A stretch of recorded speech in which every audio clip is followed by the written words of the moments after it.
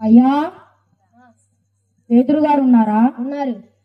ఒకసారి ఆయనతో మాట్లాడాలి. సరే, ఆమె పిలుచుకొని వస్తాను. సరే. పేతురు గారు, పేతురు గారు, మీకోసం ఎవరో వచ్చారు. ఎవరు మీరు? మమ్మల్ని కరియేలు గారు పంపించారు. అయ్యా, మీరు నీతిమంతులు, దేవుడికి భయభక్తులు కలిగిన వారు, మంచి పేరు పొందిన వారు. శతాధిపతి కొనియేలు అనే ఒక మనుషుడు ఉన్నాడు. ఆయన మిమ్మల్ని అతని పట్టణానికి తీసుకొని రమ్మని మాకు పంపించారు.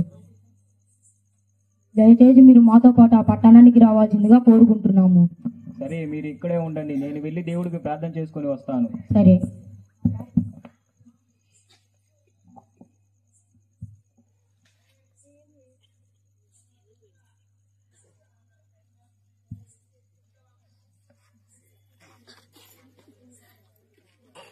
సరే, పద వెళ్దాం.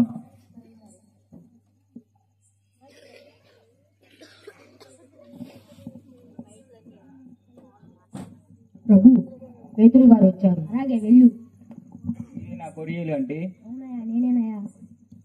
నన్ను ఎందుకు పిలిపించారు? 4 దినముల క్రిందట నేను ప్రార్థన చేస్తున్నప్పుడు దేవదూత దర్శనమిచ్చి నువ్వు చేస్తున్న ప్రార్థన వినపడుతుంది, నీ కార్యాలు కనపడుతున్నాయి. కాబట్టి నువ్వు ఎప్పేలో ఉన్న సీమోను అనే మారుపేరు గల పేతురుని పిలిచి మాటలు వినమని చెప్పింది. అందుకే నేను, నా స్నేహితులు, నా బంధుమిత్రులు, నాకు తెలిసిన వాళ్ళందరూ ఇక్కడ సమావేశమై కూడాము. దేవుడు పక్షపాతి కాదు, ప్రతి జనములను ఆయన అంగీకరించుడు, నిజాయితీగా నడుచుకునే వారిని ఆయన అంగీకరించుడు. యేసు క్రీస్తు ప్రభు వారు అందరికీ ప్రభువు. యేసు క్రీస్తు వారిని పరిశుద్ధతతోను శక్తితోను అభిషేకించును. ఆయన అనేకులను స్వస్థపరిచెను. ఆయన సజీవుకులను మృతులకు దేవుడై ఉన్నాడు.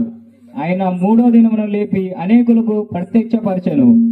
ఆయన యందు విశ్వాసం ఉంచిన వారిని పాప క్షమాపణ నిమిత్తం మారు మనసు కలుగునని సాక్ష్యమిచ్చుచున్నాము. స్తోత్రం, స్తోత్రం, స్తోత్రం, స్తోత్రం, స్తోత్రం, దేవునికి స్తోత్రం, దేవునికి స్తోత్రం. మన వలె బాప్తిసం పొందటానికి నీలం అడ్డం ఎవరో పరుస్తున్నారు. యేసు క్రీస్తు నామమందు అందరూ బాప్తిసం పొందవలెను. యేసు క్రీస్తు నామమందు బాప్తిసం ఇచ్చుచున్నాము. యేసు క్రీస్తు నామమందు బాప్తిసం ఇచ్చుచున్నాము. యేసు క్రీస్తు నామమందు బాప్తిసం ఇచ్చుచున్నాము. యేసు క్రీస్తు నామమందు బాప్తిసం ఇచ్చుచున్నాము. యేసు క్రీస్తు నామమందు బాప్తిసం ఇచ్చుచున్నాము. యేసు క్రీస్తు నామమందు బాప్తిసం ఇచ్చుచున్నాము. యేసు క్రీస్తు నామమందు బాప్తిసం ఇచ్చుచున్నాము. యేసు క్రీస్తు ప్రభువారికి ఏ కులము, ఏ మతము, ఏ ప్రాంతం అనే భేదం లేదండి. ఆయన అందరికీ కూడా దేవుడే ఉన్నాడు. ఆనాడు కొర్నేలు యూదుడు, దేవుడు ఎరగని వాడు. కానీ ఎప్పుడైతే తన ప్రార్థనలు, తన యొక్క దైవ కార్యాలు, తన యొక్క దాన ధర్మాలు దేవుడు చూశాడో తాను దేవుని అప్పగించుకున్నాడు. అందుకనే కాబట్టి ఏ కులము లేదు, ఏ మతము లేదు, ఏ ప్రాంతం లేదు. ఆయన అందరికీ ప్రభువు. ఆయన యందు విశ్వాసం ఉంచిన వారు ఎవరు కూడా మృతి పొందరు. ఆయనను సజీవులుగానే ఉంచుతాడు. ఎవరైతే ఆయన యందు బాప్తిసం పొందుతారో, పాప క్షమాపణ నిమిత్తం మారు మనసు పొంది బాప్తిసం పొందుతారో వారందరూ కూడా దేవుని బిడ్డలే. ఎప్పుడైతే దేవుని బిడ్డలుగా నువ్వు మారి ఆయన్ని నిజంగా ఆరాధిస్తావో, యథార్థంగా ఆరాధిస్తావో, అప్పుడే నిజమైన ఆరాధన. అదే నిజమైన క్రిస్మస్.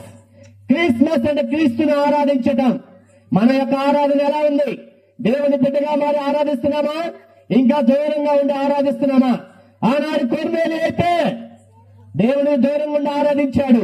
ఎప్పుడైతే దేవుని మాటలకు లోబడ్డాడో అప్పుడు దేవుని బిడ్డగా మారాడు. పాప క్షమాపణ నిమిత్తం మారు మనసు పొంది బాప్తిసం తీసుకొని దేవుని యొక్క కుమారుడిగా ఎంచబడ్డాడు. ఆయన యొక్క కుమారుడు, కుమార్తెలు ఎవరైతే ఎంచబడతారో ఆయన నిజమైన స్తుతికి అప్పుడే అర్హులు. దేవునికి మహిమ కలుగును గాక. ఆమేన్.